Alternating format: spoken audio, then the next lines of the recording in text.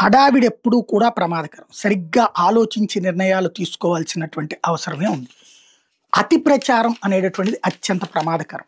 ఆ మధ్యన పెద్దిరెడ్డి డైరెక్ట్‌గా ఫైళ్లు తగలబెట్టిచ్చేసి భూములంతా ఏదోదో చేసేసాడు. అక్కడ మదనపల్లిలో ఎంఆర్ఓ కార్యాలయంలో ఏది అక్కడ ప్రభుత్వ కార్యాలయంలో ఫైళ్లు దగ్ధమైతే పెద్దిరెడ్డే తగలబెట్టిచ్చేసారంటూ ఏకంగా డీజీపీని, హోమ్ సెక్రటరీని పంపించి ఇప్పటికి 15, 16 నెలలయిపోయింది. ఏం కనిపెట్టాం?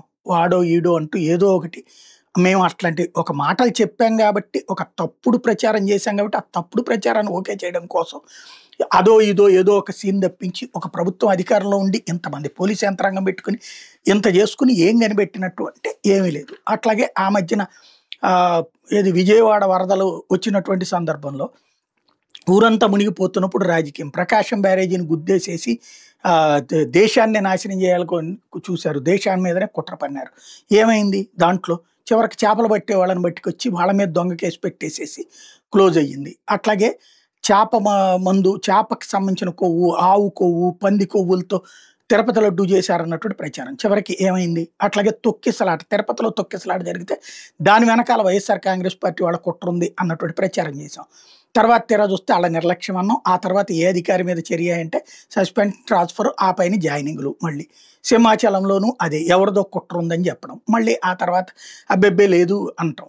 లేదు అని చెప్పరిక అవునవును అన్నటువంటి ప్రచారమే జరుగుతుంది. ఆ మధ్యన ఏదో జగన్ టూర్ వెళ్తున్నటువంటి సందర్భంలో తొక్కిసలాట జరిగింది. ఒక అతన్ని తొక్కిచ్చి మరి బండి తీసుకెళ్ళిపోయారంటూ ఓ వీడియోని వాట్సాప్లోనూ సోషల్ మీడియాలో ఫోకస్ చేయడం. తీరా చూస్తే దాంట్లో వాళ్ళ కుటుంబ సభ్యులు బయటకు వచ్చేటప్పుడు కేసు పక్కకి వెళ్ళిపోయింది. ఇట్లాగా తప్పుడు ప్రచారాలతో కేసులు అనేటటువంటిది ఆ మధ్యన ఎస్ఆర్ఎం యూనివర్సిటీలో విద్యార్థుల తల్లిదండ్రులందరూ ఎదురు తిరిగారు. దాంతో ఓ నెల రోజుల పాటు సెలవు ఇచ్చేసారు, అయిపోయింది. దాని మీద ఒక కమిటీ వేసేసి అన్నిటికీ ఓ కమిటీ, ఓ విచారణ, కాలక్షేపం.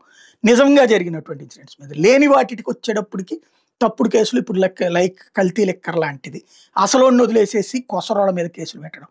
ఇవన్నీ నిజంగా ప్రజాస్వామ్యబద్ధంగా బాధ్యతాయుతంగా చేస్తున్నామా? ఆలోచించుకోకపోతే చివరికి గవర్నెన్స్ అంటే ఫేక్, కేవలం తప్పుడు కేసులతోనే ప్రభుత్వం అనేటటువంటి జనంలోకి వెళ్ళిపోతుంది.